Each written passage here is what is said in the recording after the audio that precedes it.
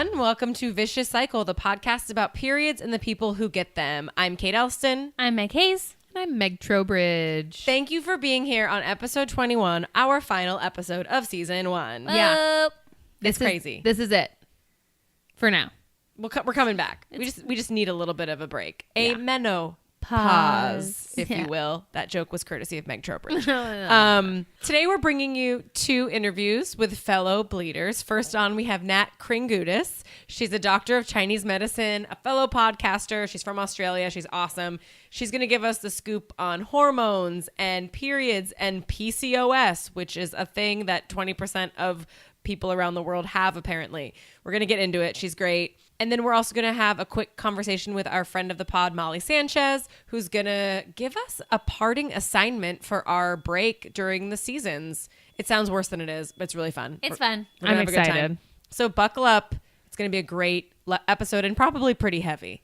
Heavy being long, not heavy as in depressing. But first, how was everyone's period? I am blood-cording. Oh, hey. Wait, what's the song? Oh, hi, I am blood-cording. Oh, hi, I am blood-cording. Oh, hi, I am blood-cording. Hear me go. How's it going for you, Meg? It's going.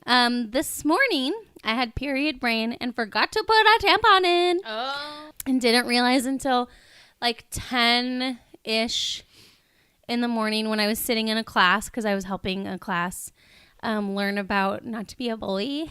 Aww. And I felt like something was suspicious down there. Like, I was like, I feel like something is missing. Like, usually when you have a tampon, you really can't feel your flow, like, at all. Yeah. Like, very little. And if you do, you're like, oh, I guess I'm super duper heavy. Yeah. So during recess, I went and excused myself. And sure enough, I had forgotten a tampon. And I used tampons that I had put in our restroom for other bleeders. So it went to use. It went to use. And now I never have to pack tampons because I know that I just have some available to me in the bathroom. Was there an incident afoot? Right, on yeah, your did you, underwear? Oh, yes. My underwear and the tops of my jeans. So the upswing is I got a nice look at my ass in the mirror because I was checking to make sure that it didn't go all the way through. How's your ass looking? And then I was like, hey, you have a cute ass. Yeah. Don't forget that. Yeah. Yes. But I was just straight up like, like foot on the sink, like basically like trying to be like, is it anywhere visible? Nope, but Looking good. Looking good. Love it. Ass. Yeah. I leaked this time. Kate, I'm so sorry. Can I Tell us go? about it? Yes. So my period came early this time. Last time I talked to y'all, it was a week late. This time it was like 4 days early. Wow. Who knows? But the first day was spotting. It was like, and I never spot. So I was like, so I didn't even need like any sort of light day. I was just like keeping an eye on it all day. The next day I just wasn't prepared. So I didn't even get to use the menstrual cup again because I just thought that maybe that was a fluke day. Put in one of the reusable pads that we have from Tree Hugger that they so generously sent us. Thanks, Tree Hugger. And like walked to work. So it's like a long walk to work, and got in there and I had bled everywhere. Like it was a light day. So like a light pad. So I had bled like around it. Sure. And it was like in the wrong position. Yeah. And then, which is fine. I had I think I used the bathroom tampons for the rest of the day, but I had to wring out my Tree Hugger. But our sinks are motion activated, so the stream is not very reliable. Oh my so when you God. put the pad under, it like comes out and then stops. The water comes out and then stops. So I had to keep like waving my hand frantically under the sink to rinse out the pad enough and then like wring it out. And it took like way too long. And I was like, this is so awkward. Hurry. Yeah. So that was the story of that. But it was a short one again. It only was like a day and a half. The length of your... So I think after the spotting, I had one full heavy day and then another like lighter day. What? Yeah, it's very weird. Interesting. Wow. And I didn't get to use a menstrual cup, and I feel ashamed about that. You should. Hey, just, I'm just saying, like, we really suffered. we put ourselves out there. I forgot to add, I tried a size 1 yeah. cup. And it's definitely better. Okay. I also, like Meg, felt the tab. Yep. And it was I felt like there was like a blister on my labia majora. Oh, like- I was like, Yeah. like where it rested because I wore it overnight. And it, like, you guys, like, my uterus is so fucking weird. Like, if you put anything up, it's like immediate. You hit bone like immediately. It's just like That inverted pubic bone? Yeah, that inverted pubic bone that we don't know anything about. It could be like the missing Lindbergh baby. Like, what is this pubic bone? But did you like the size 1 better?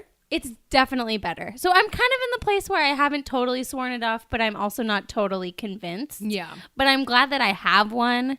And I would assume it's similar to tampons. You just have to find the way in. And then once you do, it's easy. Yeah. Like, And then you might just have to trim that. yeah, I think I'm stem. going to need to. And unfortunately, I think the one challenging thing is I think I'm just going to have to get used to the fact that, like, the tab is really just to make sure you know it's still there. But, like, you have to pinch it and pull it out. Like, the tab's not really used not for your much. string. Yeah, Yeah. exactly. So I think that's just going to take some getting used to. Yeah. But it's still very satisfying to pour the blood out. Makes you feel like a witch. I've said it once, I'll say it again. I say it every day. Meg Trow, how was your period? I haven't had a period yet. I'm scheduled to have it in 8 days, which my cycle, who knows? You'll have 3 by then. But what I did find interesting was during, because I use Clue to track, and so during the fertile window, I was spotting, but also it was like dischargey. Like it was just kind of, I was super goopy. Okay, I'm just gonna say The daily goo. super duper daily. So you were goo. like Gwyneth Paltrowing all over your panties. goop. You make me wanna goop, goop-a-doo, goop-a-doo. Exactly. But so I looked up because I was like, this happens sometimes where like it says it's supposed to be like a fertile window, but then I'm spotting and I'm like, I don't know what's going on. And I think it's common actually to have spotting because your cervix is kind of like doing stuff. Yeah. And so I was like, oh, that's kind of interesting. I'm learning things about my body. All right. Cool. Cool. Great. Good check-ins, everybody. Good We had a check-ins, lot to all. share. We did. We really did. Hey everyone, we have a very special guest this evening, all the way from Australia. No joke. You're going to hear her accent and be like, OMG. It's a real accent. We didn't hire someone to put it on. It's not just Kate doing a really bad Australian We accent. promise. Okay. So we have Natalie Kringoudis with us, who is a doctor of Chinese medicine and all-around period expert. And we're so excited to have her on our show. Welcome. Thank you. I really want to put on an American accent Do it. just to really stuff that up.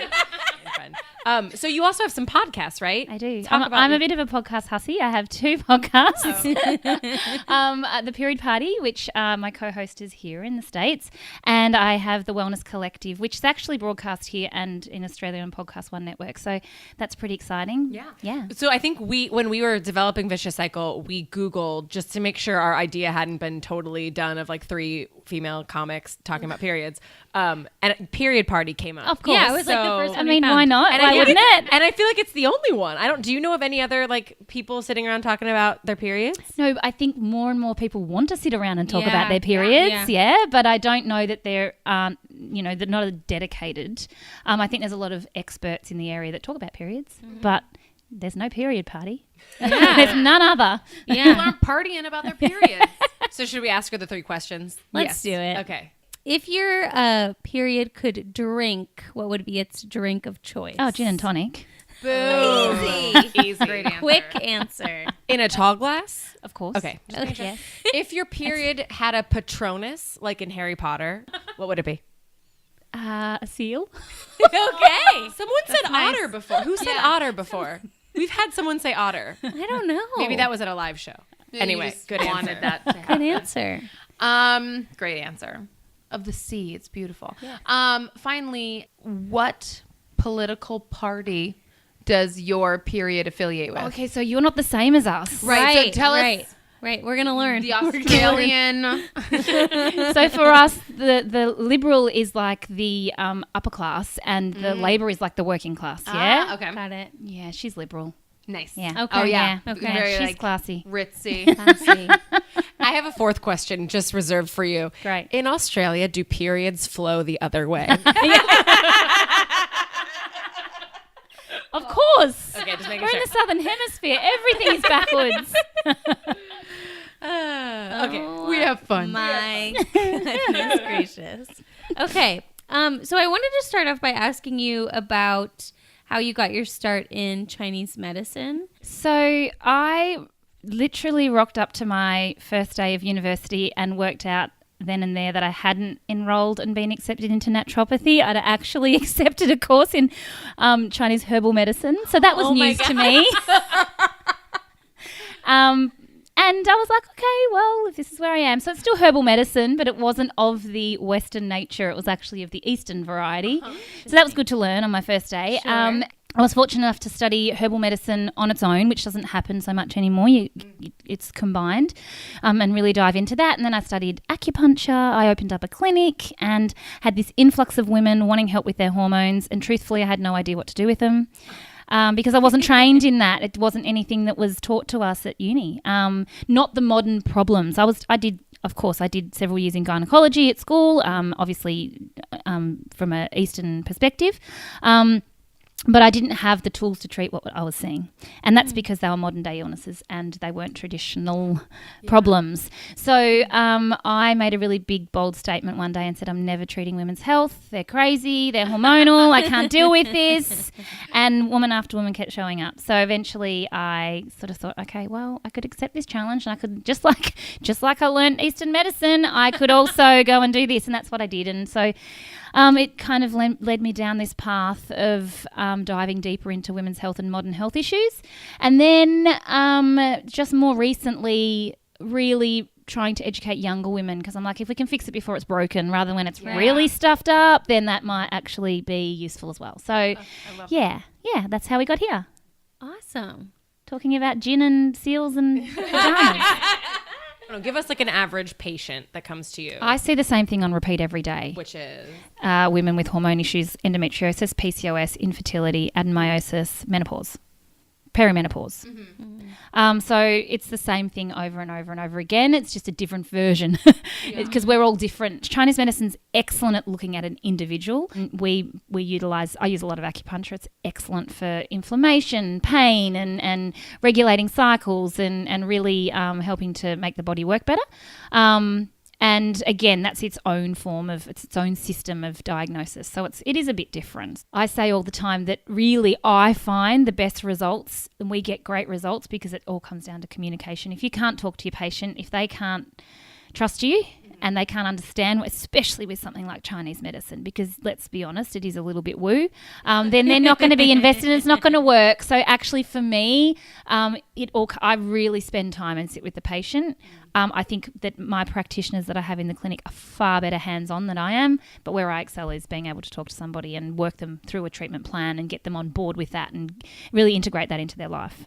So can you talk about like if someone came into you with endometriosis? We had a friend on our show who has like horrendous endometriosis and described what it was like to grow up with that, not knowing until she was diagnosed, I think when she was like in her early 20s. What are some of the help you would give someone with that kind of condition? So, I mean, what we're learning in this area, I guess the reason that she wasn't diagnosed initially is because we're learning more and more and more. Right. It's been taken seriously as a problem now, whereas once upon a time women were just medicated because we didn't really know or no one actually looked properly. So I really sit and work with patients to work out what's driving the problem because, you know, it comes back to genetically that's the way that you are. That's what you've been dealt. You can't change that, but you can change the environment that you put your genes in and to really get them to play the game either in a great way or a not so great way. So really educating them on that. But I can give them a treatment that will improve their way that their body works. But if they don't work out what the actual driver of that is, what the stressor of that is, it's just going to continue to be an issue.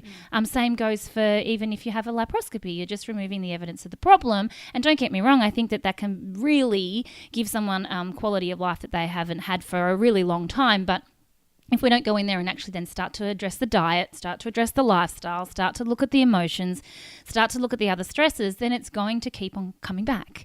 And that doesn't make any sense to me. So, you know, it's really working out what that is. That's, to me, is better than any acupuncture I'm going to give them. The acupuncture is going to give them relief today and tomorrow, maybe for this menstrual cycle. But if they don't keep that up, then that's not necessarily going to be a long-term solution. I'm all about sustainability. Like, let's look at what that is. What strikes me about the biggest difference between like Eastern and Western styles is that Western doctors, you just don't get the same amount of time.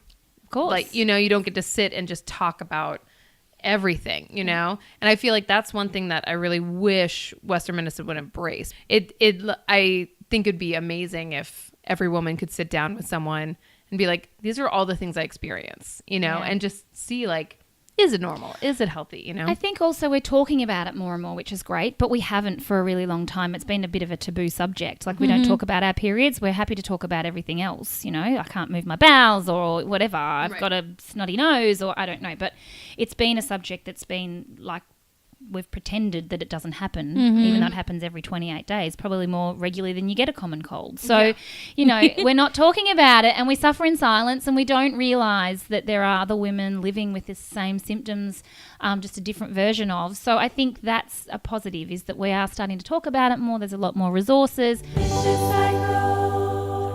So we wanted to start touching on PCOS. It's something that we've kind of heard of in the ether, but haven't really delved deep into. And it looks like it's actually more common than endometriosis, which I was really surprised about. I just wanted to ask you to help us define it. I will say that pretty much every video I watched, I fell asleep halfway through. Oh wow, sounds so interesting. And I've genuinely never heard of it until I scrolled through your podcast and I was like, what is this acronym that keeps popping up? Really? Well, it's not the name of a spaceship. No. Or like POS, I think, like it's PCOS, but I hear piece of shit. Like I POS. It does sound, I mean, there are elements to it being shitty. That's for sure. Yes, there definitely are elements to it. Yeah. So what does it stand for, I guess? So polycystic ovarian syndrome. So when we see multiple follicles on the ovaries, the typical symptoms that we have accepted as being most common over time have been missing periods, obviously, is the first thing a woman will explore, or irregular periods, but also, you know, weight gain, facial hair, acne, feel pretty crappy, obviously, with all of these things. So, the name's a little bit misleading because they're not actually cysts as such.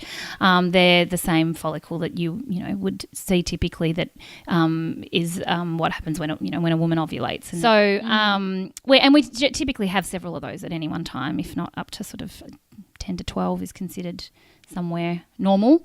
Anything over that moves into the realm of PCOS. So women often have a lot of pelvic pain in this instance, and some women can have PCOS and endometriosis, both. Boy. The symptoms, like I said, they can be wide and varied, and women will experience them in different combinations, in different, amounts, and that's going to depend on how well her body is working. Again, like endometriosis, genetically, that's just your predisposition. It was the cards that you were dealt. You didn't do anything in this life to, wrong, nothing other than the fact that that's kind of your predisposition. So again, it's the same thing. It's setting your body up to work better and smarter, not harder, because that's what it's doing in any hormone imbalance. And what, often I see patients that we need to get their gut health better, improve their gut health, make sure their insulin, that their body's regulating that properly, really looking at liver health for me,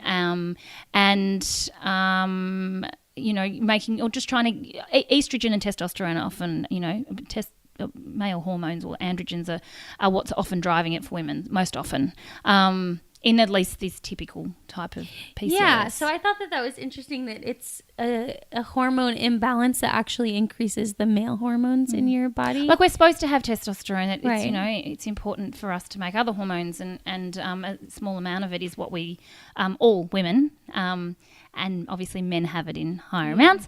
But when we're seeing, this hormone imbalance, it's driving these symptoms, as you can understand. If you've got facial hair and you're losing your hair on your head, it's very, very much mimicking what happens for a male. Same as the, acne and the weight weight gain as well. Yeah. So it's a matter of working out where this and why this is happening and treating, like I said, the actual root cause, not just flatlining your hormones with medication, because it doesn't fix it. Right. And, you will be told this will fix it, and it's never been able to fix it. It can't. It will help you manage your symptoms, but it doesn't. No amount of the pill is going to regulate your testosterone levels. Like, that's just not long term. Right. You come off it, they're not going to. It's not going to be fixed. No, yeah. Correct. And then the insulin piece is interesting to me. Because a lot of the treatment for women with PCOS and trans folks, I guess, with PCOS is really just adjusting your diet and exercise and getting your insulin levels under control. Yeah, absolutely. So gut health is absolutely paramount. If you're not absorbing nutrients, then nothing is ever going to work properly.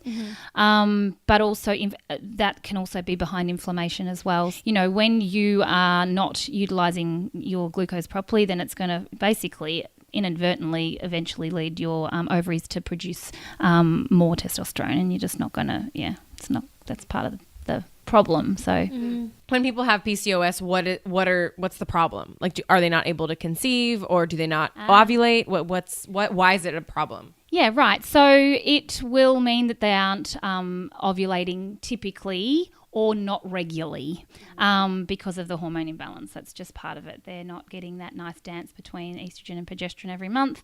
So this means that effectively, I guess, if you're not ovulating, you're not getting a period, you're not considered fertile at that time. It doesn't mean you're infertile, because we treat a lot of PCOS in the clinic with great results, but it just means in that moment that, you need to ovulate, obviously, to be able to perform the act of conception. And we laugh at that, but so many women don't understand that. They're like, what are you talking about? I would say 6 months ago we did not understand that. I just understood what an ovulation period, like, cycle is. Like, great. So 101, ovulate. Yes. 2 weeks later, period. I will also say, Carl, my husband's going to hate this, but he keeps forgetting what it's called, so he's called it a vulvation window. Oh, vulvation. And he asked me, hey, when are you vulvating? Well, my daughter had her first sex ed class last week. Oh, did you give it? No. Oh my God, no. She's so not worldly. She's so... I've tried to go there a few times. I'm like, oh my God, I'm not doing this, like this child. But so they did an amazing job of it at school, but hilarious because it's all about the vulva now. All we hear about is her vulva, which is hilarious. But the other funny piece was she was walking past the bathroom and my husband was walking out, and she leans over and she says, watch out for your testicles, Dad, and kept walking. And I was like, right, great. How old is she? 10. Oh my gosh. Our first episode was us talking about, or our second episode talking about our either lack of education or both of you had pretty good sex comprehensive. ed. Yeah. I went to Catholic school. Yeah, so did I.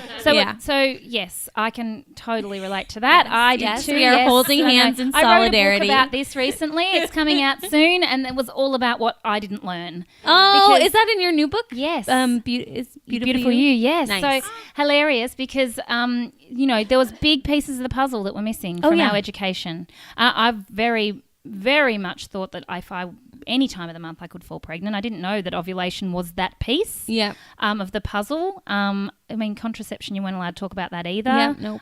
So, basically you just got fed just bits of the puzzle. Yeah. And the rest you talked about with your girlfriends and we made the rest up. Yeah, exactly. And that's how we got here. We're all stuffed because we're all like, we don't really know what we're talking about. Yeah. I have this desire to do sex ed 2.0 when you're 18 or 16 and just a check-in, how's everyone doing? How's everyone's period? Anyone have a weird sex question? I feel we get our sex ed in the States anyway at 10, 11, and then maybe once again in high school. I had it for a semester maybe when I was 14, but something more comprehensive of now that we've all practiced doing either the menstruating or the sex, anyone have questions, you know? Yeah, absolutely. And I did. I had great fun writing this book because it was all the things that I never learned. But also, we answer questions like, should I have sex? When should I have sex? That wasn't a discussion. No way. And you know what the reality is? Maybe we're doing it anyway, so we might as well learn about it and get it right, you know. Yeah. But I think this whole piece of fearing pregnancy, that's got to be blown out of the water, because so many women also find out that when it's time to conceive that they actually are having trouble doing that, and we could have fixed that piece well early. So I think, it's a good conversation. I'm really excited about being able to have that with young women. And I actually said to my publisher, we need to do the boys as well, because if you get the boys to understand the girls, then life's going to be a whole lot easier. So, you know, really educating everybody on what their body does and just the 101 of that. I just remember everything was a line drawing halfway, like a half line drawing of the woman's body. It was like, didn't even look like, I'm like, what is that? I know. That means nothing to me. No, I'm like, that just looks like circles and lines. It wasn't anything that I could relate to. Yeah, that's so true. And I certainly didn't realize what anything actually did. You know, I mean, I knew that I had several orifices, and I didn't realize anything about my, especially my exterior anatomy. I didn't know anything about that. Yeah. Well, like the urethra versus the vagina, that whole. Yeah. Well, that old That chestnut. whole So sitch. this is the other thing too, is that and we call our vagina, which is actually our vulva. Our vulva, right? Yeah. As my daughter Right. keeps telling me. So true. Yeah, you got to slip vulva into every conversation. I just saw a video about that and I was like, oh, did I know that? So I might not have known that. The conversation for women weighs in really heavy because we bear most of the burden of not falling pregnant. So this is, you know, I talk about this in my book. It's almost fun for a boy to go through puberty. It's a bit funny. Their voice changes. They grow some hair in places. You know. I remember family members of ours talking about their son going through puberty and just laughing, saying, I just sent him to his bedroom to sort himself out. Right. And everyone laughing about it was really funny. But, you know, a woman is of age that she gets her period and it becomes very serious very quickly. It's not fun. It's all very like, don't you dare fall pregnant. Heaven forbid. You know, it doesn't set women up to understand their most intimate self. You know, I certainly wasn't encouraged to look down there. No two people look the same either. So having this conversation going, there is no normal here, you know. Right. If it doesn't look like the person next to you, whereas boys compare themselves all the time, you know, women sort of hide it. So I think that, it's just talking about it. We just got to talk about it more. That's easy enough. It's not hard. Yeah. And I mean, doing it. totally. We've bathed in the nude together, so we're part of the change. But also, if you have a known hormone imbalance, just to circle back with PCOS and know, endo or whatever, explore that. Like, what is your body trying to tell you? Why is this happening for you? I know it can be completely debilitating and really confronting, but you know, it's really common. And it doesn't have to be terrible. There are things that you can do to start to get it, on track. And even if you are using the pill, how can you still utilize your other parts, the bits that you can control to allow your body to function optimally? Yeah. You're right. Get your diet right. Get things in check. Get tested. Do the right things so that you can start to fill in the missing pieces. And it's not all bad. Yeah. I have a dumb question. No dumb questions, Meg. We'll see. Can you get your period without ovulating? You can bleed, but it won't be a true period. Yeah. But Yes. without birth control, naturally, if you don't ovulate, will your body still bleed something? Regularly, you mean? Yeah. It's usually not regular. Some women will get, after a period of time, their body will actually, their hormones will lead them to do that, but it won't be after ovulation. A true period can only come after ovulation. Yeah. Lovely. How can our listeners, if they wanted to explore this, what would you recommend for them to go out and do if all they've seen before is a Western doctor? There are plenty of doctors that are integrative and able to help, and plenty of people here. I would say that if your doctor isn't open, you need to find another doctor, because there are definitely doctors that will support you in that. I've spent a long time finding the right person, and now there's nothing that I can't say that she won't, help me explore or learn herself if she doesn't know, or, you know, like I said, you can't go wrong with starting with diet. You absolutely, if you don't know where to start with that. And when I say diet, I don't mean diet's not the right word. Nutrition is the word we should be using. It's not about deprivation. It's about using your nutrition to take your body where it wants to go. And especially when we're talking about this inflammation and insulin piece, 80% of our immune system is formed and shaped from the gut. It's our emotion center. We know that, you know, we're saying around 90% of things like serotonin and dopamine are actually produced in the gut, not the brain. If you can get this piece right, you really can make inroads to better health. And this is the other thing too, can I say that we're often going to a GP or a general doctor, and that's not the person that you need to be speaking to about this. I think that there's a big gap with that, and the advice that you're often getting is not by someone who's specialised in that area. So I think that's a big part of the issue. So your GP obviously is amazing and you know, is there for a whole lot of other things, but I think if you're having issues with your hormones, then you definitely need to see someone who actually can give you proper ansers. I think that's great advice. And asking for that, like you being the advocate, saying, if they say, oh well, you know, we can test to see if you've ovulated, great, well, can I also have a referral, because if I'm not, then who do I see? You know, being the advocate for your health, I think makes much more sense around this, not just taking that as the given. I wanted to ask you, so one of our first episodes we did was euphemisms around the world, how people around the world talk about their periods, because we all know we can't just say, I'm menstruating. We have to have like cutesy little terminology. What do people say in Australia for when they get their period? Like we say time of the month, or Aunt Flo has arrived. We do all those too. We like to copy Americans, so we have the same. But I wondered if there was anything like, I don't know if you're like, I'm sure there would be. Bogans are in the... Yeah, there would be.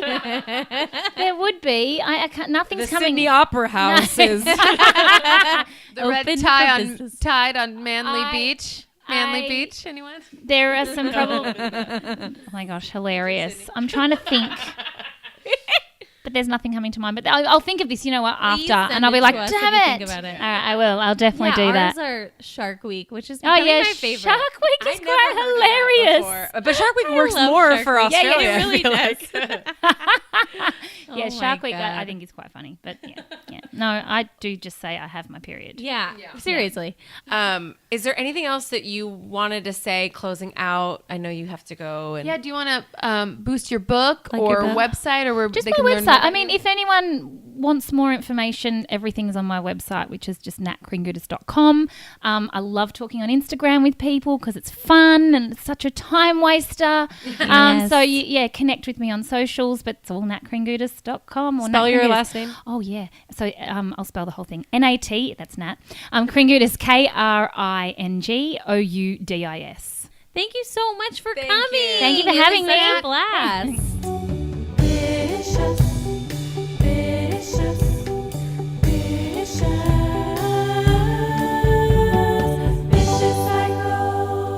All right, listeners. So our second guest of this episode is an amazing friend of the pod.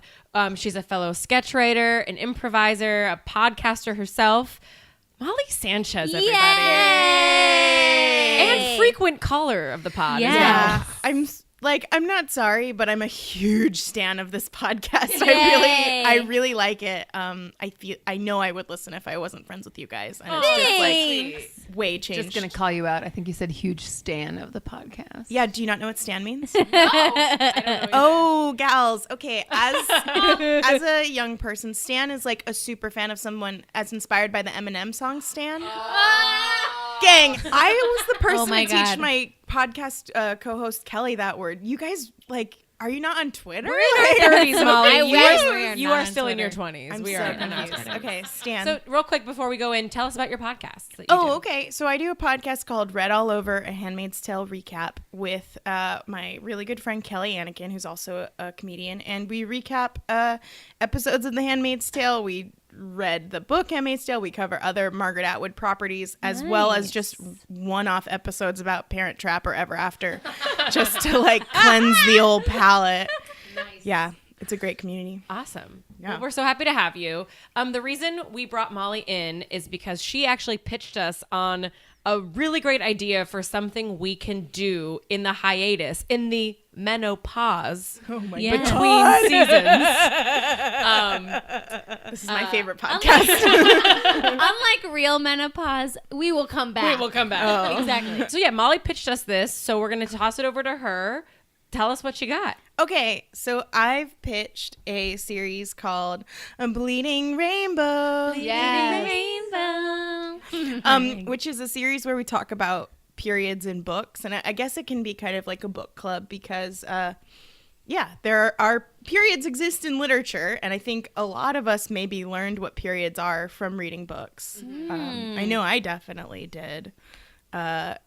Anybody hear of Are You There, God? It's Me, Margaret? I have indeed. Yeah, that's Judy Blume's 1970 classic, which I just found out just today is becoming a movie for finally. Wow. Yeah, the director of that movie, Edge of 17, is making it, and it's supposed to be really good. Or it sounds promising so far, even though Judy Blume is like set on it being set in the 70s, which I think is totally fine. But finally, so yeah, that's what taught me about periods. I definitely didn't even know that was a thing until I read that book when I was 12. Actually, probably way younger. I was probably like 10 or 9. Give our listeners a recap of it in case they haven't read it, or if they're like me and read it maybe when they were like 9 and then forgot. Yes. Okay, so it's about this girl named Margaret, and she moves from New York City to the suburbs and is kind of grappling with a lot of things. She's grappling with being maybe no religion, maybe several religions. She's grappling with like getting into middle school, having a male teacher, which was so taboo in 1970. But mostly, yeah, isn't that crazy? It's like a big plot point that her teacher is a dude. That's amazing. I didn't have a male teacher till 8th grade. But you went to an all-girls Catholic school. And not elementary school, okay. though. Okay. Yeah. Oh, yeah. Well, Yeah. it's a big deal for Margaret and the gang. And You guys, it was a big deal for me, too. yeah. So she and her fellow 6th graders kind of maneuver through that time in their life. They even have like a pact saying that you have to tell your friend like the second that you get your period, and it's a big status thing, which is why I lied about having my period. Yes. I agree with you. Listeners, Molly Sanchez is the one who called in and lied about her period with the mint toothpaste on her underwear. Mother, I'm woman. Yeah.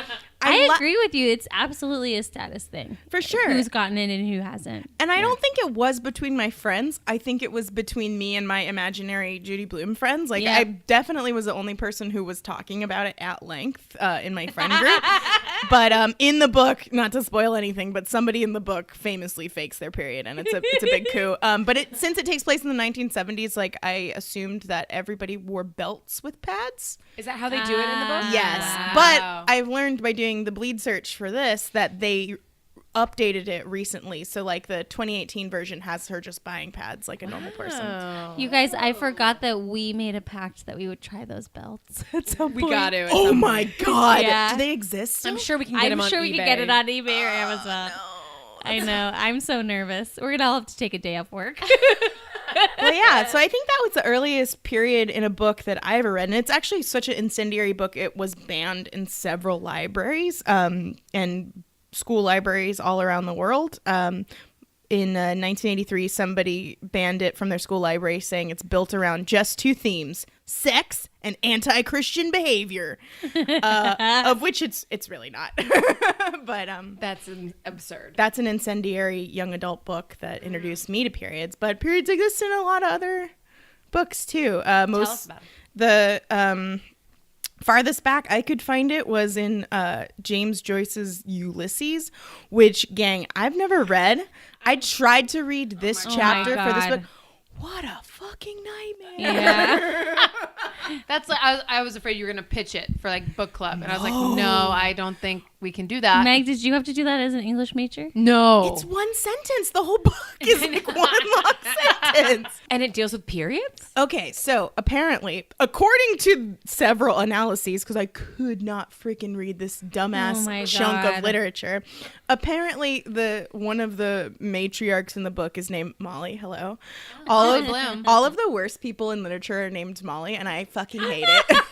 Hello, the horse and Animal Farm who like sells everybody up the river is also named Molly, and I am livid. Anyhow, so apparently Molly gets her period when she's like looking at a young woman and thinking about youth, and then she gets her period. That's how it works. That's how it works. Yeah, that's from the male gaze. She does say like one thing that I'm like, okay, respect. Apparently, she says at one point in that huge chunk of prose, that's the thing about women. There is always something wrong with us every 3 to 4 weeks. I'm like, you know what?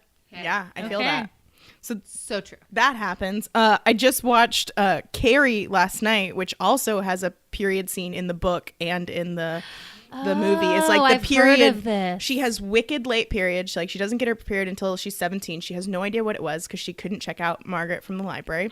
Sure. And that kind of the period kind of ushers in her like cool telekinetic powers. So that's Sick. another literary period. Nice. One weird one where a period is not mentioned, but I fucking know that's what they mean. I'm so pissed about this. So y'all read Chronicles of Narnia? Yeah. Yes. Oh. Okay, do you think you know what I'm talking about? Maybe. All right. So we've got a couple of like kids who are the main kids in Chronicle of Narnia, and the oldest sister is Susan Pevensey. And there's a point in the books, I think it's Dawn Treader, where they first introduce this idea, and then in Last Battle they really hammer it home. They're like, Susan can't come anymore. Yeah. Everybody else can come to Narnia. Susan, you stay the fuck home. Yeah. And everyone's like, why? And so one of the quotes is like, Susan's no longer a friend of Narnia. She's interested in nothing nowadays except nylon and lipstick and invitations. And she wasted all her school time wanting to be the age she is now, and she'll waste all the rest of her life trying to stay that age. Her whole idea is to race to the silliest time of one's life as quickly as she can and stop there as long as she can. And to me, I think that she was like, hey, I'm like 14 or 15. One time I looked at a boy and Aslan was like, out of Narnia. Right. Yeah. Get out. That's so sad. I mean, so sad. That scene pissed me off so hard because, the boys are. I mean, what? I'm sorry. You don't think fucking Peter? Yeah. And Edmund. Edmund are Edmund just is having wet jerking dreams. it. They're Honestly, just jerking it all the time. They're boys. I know. There should have been like a one strike you're out for Edmund, to be quite honest. Yes. Like, Truly. But no, let's keep letting Edmund back, and Susan has to stay in fucking World War II England while everyone gets to go to Narnia. What invitations? What invitations are going around? Invitations to the Blitzkrieg? C.S. Lewis is so mean to Susan, and I hate it so much. She God. goes, the books don't tell us what happened to Susan. She's left alive in this world at the end, having turned into a rather silly, conceited young woman. But there's plenty of time for her to mend, and perhaps she will probably get to go to Aslan's country in the end in her own way. Fuck you, C.S. Lewis. Yeah. Yeah, Fuck you right in the face. So that's not an oblique period reference, but I can only assume that that's what that's saying. So About her embracing her womanness and then some dude being like, you can't come to my heaven playground. it's so stupid. Anyway, especially because who among us did not want to bone down Mr. Tumnus? Okay. His top half is human. We can work with it, girl. Oh, get all up in my Mrs. Beaver, girl. Yes. Anyway, so the book that I think we should cover for book club. Sorry to get to it. I love it. Let's talk about it because we want to send our listeners off into the menopause with a book to read. Yes. Great. So I think the book that we should cover is called Red Tent by Anita Diamant. And it was written in 1997. And it's about a family in biblical times and sort of pre-Christian rituals around menarche and childbearing. And it's really, really great. Cool. Have you guys read it? Either of you? I have not. No. Okay, I'm It's going to so put it good. on my library app right now. You definitely should. And if you like The Handmaid's Tale, like it's a really good, I think, primer to understanding sort of the key mythology of The Handmaid's Tale. And it'll teach you a couple things. A, periods are dope. B, women are dope. C, the patriarchy is not dope. And you can brush up on your like biblical knowledge at the same time while there's still sex in a book. So it's a great book. Love it. Yeah, So, definitely. listeners, your first Bleeding Rainbow assignment is to go and read Red Tent on our first season hiatus, and then we'll come back and talk about it. We'll bring Molly back on. Thank you. And we'll talk about it. But I wanted to ask you, Molly, like, what do you, after doing all this little bit of research on like literature and periods, what's your like overall assessment of how we're doing as a civilization writing about periods in fiction? So I think we're doing okay. But I do think I've read, there's a lot to be said about like classic literature is always through the male gaze. And even as girls, we're taught like to be a very good literature person, you have to have read these classic white male authors typically. And I cannot tell you how many times I've read like a Bukowski thing or like a similarly gritty like male author where it's like, he stood at the urinal and he peed. And it's like, that's a gross thing to describe, but okay, I guess we'll listen to it. So I don't know why there isn't a similar onslaught of like women authors really talking about periods. Yeah, but all these authors I talked about do it really well. And I think it's particularly important to talk about them in like young adult books for girls specifically, and for boys, to be honest.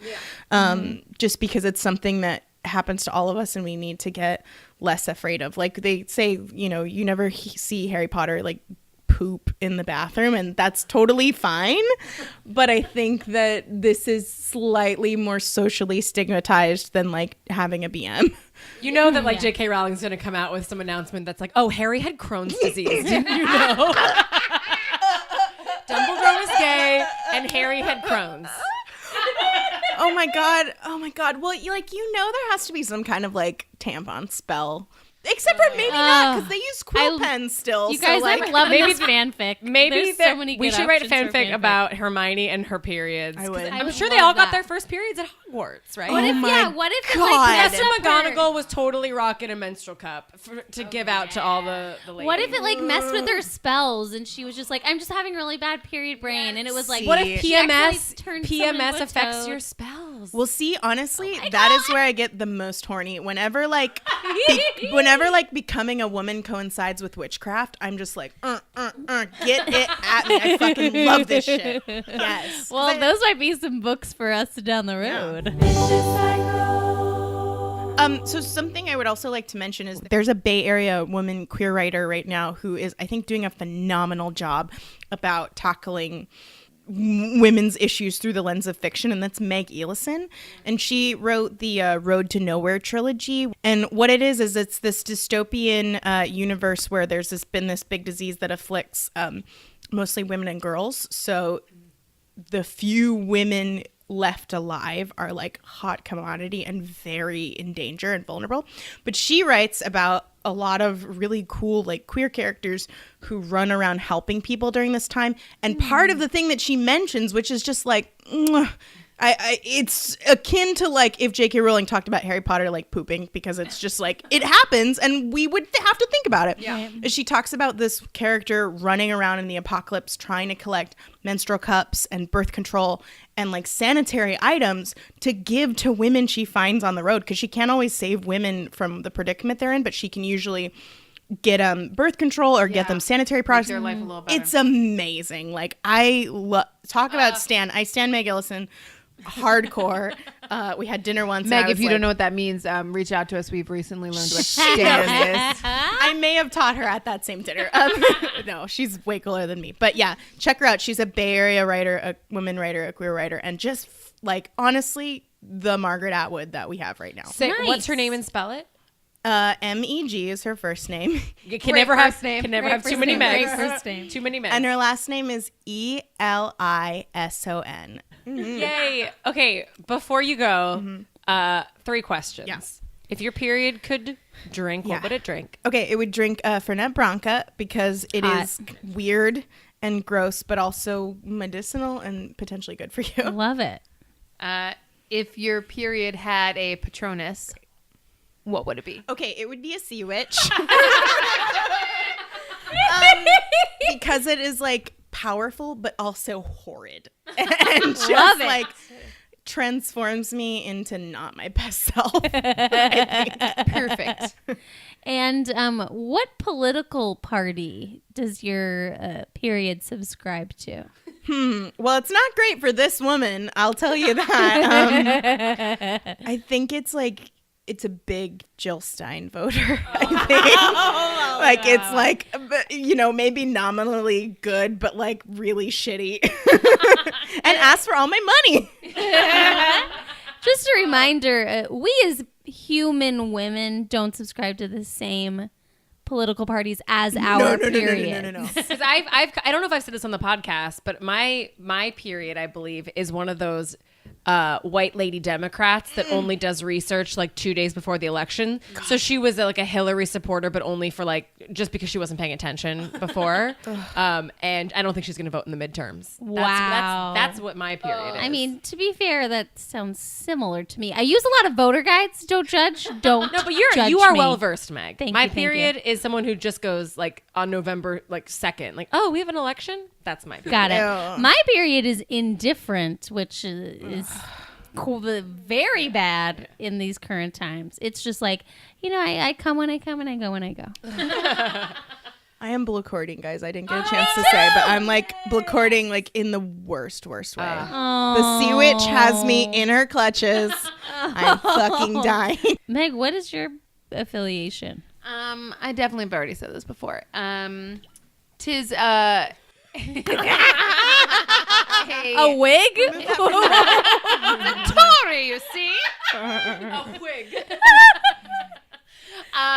I believe I've stated in the past that it is a embodiment of a period that like really resonates with videos about grassroots campaigns, but then kind of forgets to vote. Okay. So We'll share the videos. So it's like a Mike, or what was his name? Mike Kucinich voter, kind of? Like, Dennis Kucinich. Dennis Kucinich, yeah. Mike Kucinich is his brother who also doesn't vote. Mikey. Mikey K. Oh, Mikey. Molly, thanks for being here. Thank you so much. And Yay. we'll see you back in a couple months and we'll talk Red Tent. Let's come up with how would the song go? It'd be like Period in the book. I think we'll take a look. We love to read. We have to bleed. A bleeding rainbow. Bleeding Rainbow. Yes, Great. I love it. I Thank miss you, Molly. so much. Call you LeVar Blurton. Oh, my God. Oh, God. And we're done. Molly's dead. You guys. You guys. We're at the end of season 1, 21 episodes. We did it. Our podcast can drink. If our podcast... Wait. If our podcast could drink, what would it drink? Oh my God, God. what a question. Probably water because we are always needing water during these Yes, recordings. we are. I was going to say like light beer. Champs. Because that's typically what we drink. Something Or champs, carbonated, yeah. which is such a mistake. Every time we record, we're like, sorry. Bleh. Yeah. Oh, guys, I had so much fun on this podcast. I've had Oh, such me a blast. too. And we're not going anywhere. We just need a little bit of a break. We're going to do some more research, bring you amazing content next season. Yes, great guests. We're going to have guests. We're going to interview our moms. Yeah. Woo! I mean, We're going to do a ton more. We're going to talk about the Red Tent. yeah. We're going to talk about the Red Tent. And if you guys have any episode ideas, please let us know. We have a couple months where we're just going to be taking all the advice we can get. Also, if you have any why I crieds or read my labias, and then just, you know what? Just put our number on speed dial. Yes. Yep. 9106 uterus. 9106 uterus. Tell us how you bleed like us at 9106 uterus. We always start that too low. And I always try to do a harmony, and it's really, really hard. That's a hard one. Quick whip around. What was your favorite episode or favorite moment of season 1 of Vicious Cycle? I really liked when we all discovered that we all started using tampons after we got finger banged. Yep. Yes. That was a special moment amongst That was friends. really amazing. I think my favorite moment was probably recording smells. Oh. Just because good. we were all so giddy with excitement and shame. Yes. And one of my favorite moments is when Meg stormed off to Kate's restroom to smell herself. And Kate and I just had to entertain ourselves Yes, we did. By scratching and sniffing ourselves in front of each other. I really love episode 2 where we talk about square dancing Oh, yeah. and communists in the gazebo. That was a good episode. Really love that period sex episode where we got real personal. Yeah. There have been so many amazing moments. I think I loved our also- guests. Yeah, we Yeah. had great guests. It's also just been great to hear people give us feedback that they love the podcast Yeah. and they are trying new things because of the Yeah. podcast. I'm trying new things because of the... I mean, I've Yeah. learned so much about myself because of this podcast. I can't even... A couple months ago, I was just so unknowledgeable about my body and about other people's bodies and not being able to talk about it. And now I'm like going around just like giving people like a heads up about certain things, or like, did you knows, or like, yeah. It's awesome. It's kind of crazy how much we've learned since It really episode 1. Yeah. And we hope that you've learned along with us. And again, this sounds like we're going away forever. We're not. It's a coming back. menopause. You guys, can I tell you, I did start to write like a goodbye song, but then I was like, A, we're not going anywhere forever, and B, I have no time for this. Yeah. But I started to take Vitamin C's song Graduation, which my I was going to God. call Menstruation. As we go on, we remember all the times we had together. As we flow Oh my God, well that on. makes way more sense because I just have We go on. remember.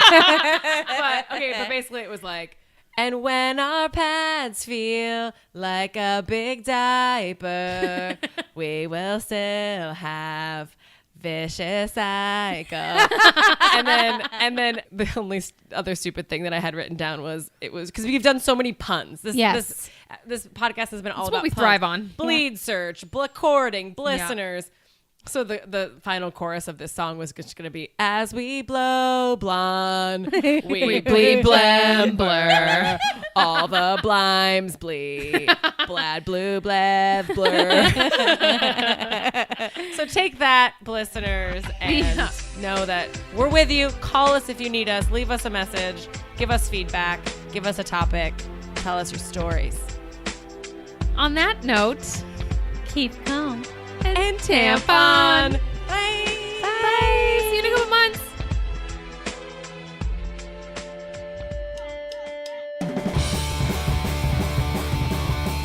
It may be primal, it may be vital, but it makes you homicidal. It's a vicious, it's a vicious, it's a vicious cycle. Our theme song was performed by The Go Ahead. Check out more at thegoaheadmusic.com.